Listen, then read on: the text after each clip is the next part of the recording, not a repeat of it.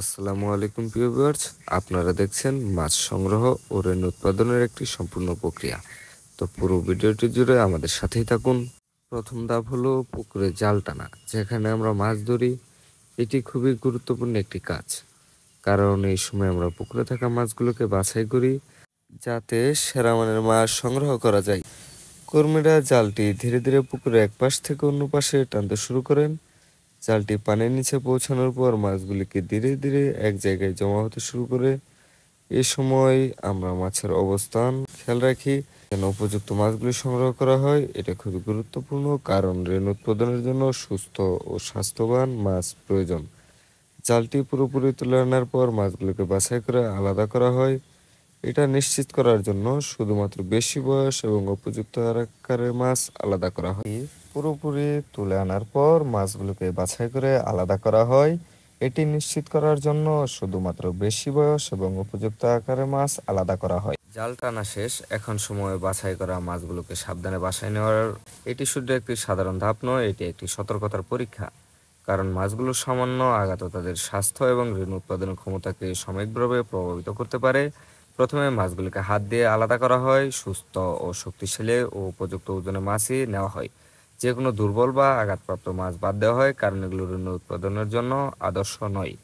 প্রত্যেকটি মাছকে পর্যবেক্ষণ করা হয়, তাদের শরীরে কোনো ক্ষত আছে কিনা, তারা যথেষ্ট সক্রিয় কিনা। কেবলমাত্র ভালো মানের ব্রড মাছ নেওয়ার মাধ্যমে নিশ্চিত করা হয় যে পরবর্তী ধাপে মানসম্মত রেণু উৎপাদন হবে। মাছগুলোর মধ্যে পুরুষ ও স্ত্রী মাছের স্বাস্থ্য পরীক্ষা করা হচ্ছে।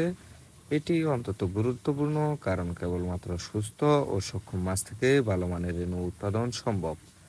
প্রথমে পুরুষ মাছগুলোর সক্রিয়তা এবং শারীরিক অবস্থা পরীক্ষা করা হয়।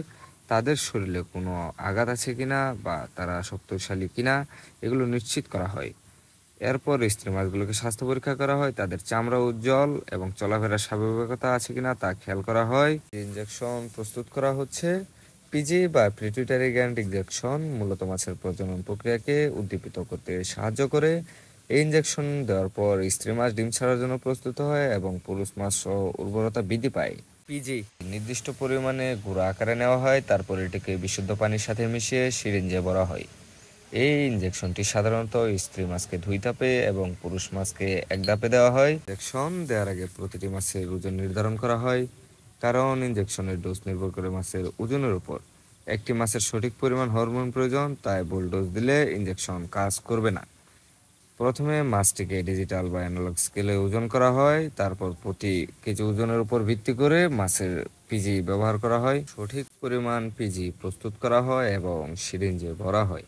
মাছের ওজন অনুযায়ী ইনজেকশন ডোজ নির্ধারণ করে নেওয়া হয়, যেন প্রাকৃতিকভাবে ডিম ছাড়ার জন্য প্রয়োজনীয় উদ্দীপনা তৈরি হয়। পুরুষ মাছ সাধারণত একবার ইনজেকশন দেওয়া হয়। স্ত্রী মাছের দ্বিতীয় ইনজেকশনের সময় ইনজেকশন দেওয়ার পর মাছগুলোকে শান্ত ও নিয়ন্ত্রিত পরিবেশে রাখা হয়। এতে তারা স্বাভাবিকভাবে প্রতিক্রিয়া দেখাতে পারে এবং রেণু উৎপাদনের জন্য প্রস্তুত হতে পারে। সাধারণত পিজি ইনজেকশন দেওয়ার 10 থেকে 12 ঘন্টা পরে স্ত্রী মাছ ডিম ছাড়ার জন্য সম্পূর্ণ প্রস্তুত হয়। এখন সতর্কতার সাথে মাছ থেকে ডিম সংগ্রহ করা হচ্ছে। প্রথমে মাছটিকে সাবধানে ধরে পেটের দিকে হালকা চাপ প্রয়োগ করা হয়।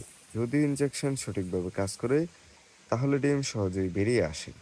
প্রতিটি মাছ থেকে যতটা সম্ভব বিশুদ্ধ ও সুস্থ ডিম সংগ্রহ করা হয়। ডিম সংগ্রহের পরের ধাপটি আরও গুরুত্বপূর্ণ। এই ডিমগুলো থেকে কিভাবে রেণু ফুটবে। কোনো বিশেষ পদ্ধতিতে ডিম নিষিক্ত করা হয়। কেমন পানির তাপমাত্রা ও পরিচর্যা প্রয়োজন। ডিম থেকে বাচ্চা ফোটানোর পুরো প্রক্রিয়া দেখার জন্য আমাদের পরবর্তী ভিডিওটির জন্য অপেক্ষা করুন। আপনারা জানতে পারবেন কিভাবে সুস্থ ও শক্তিশালী রেণু তৈরি হয় এবং হ্যাচারিতে সঠিক পরিবেশ নিশ্চিত করা হয়। আর আপনারা যারা বাংলা মাছের রেণু নিতে চান, তারা যোগাযোগ করতে পারেন মায়ের দোয়া হ্যাচারি, শেরপুর জেলার নকলা উপজেলার মুজাকান্দা গ্রামে। আর আমাদের হ্যাচারিতে শুধু বাংলা রেণু নয়, আপনি পাবেন গুলশা, পাবদা, শিং, কই, মাগুর, এছাড়াও অন্যান্য সকল প্রকার মাছের রেণু। ভিডিওটি আপনার ভালো লেগে থাকলে ভিডিওটিতে একটি লাইক দিন, আপনার মতামত কমেন্ট করুন। নতুন ভিডিও পেতে চ্যানেলটি অবশ্যই সাবস্ক্রাইব করতে ভুলবেন না। ধন্যবাদ সবাইকে।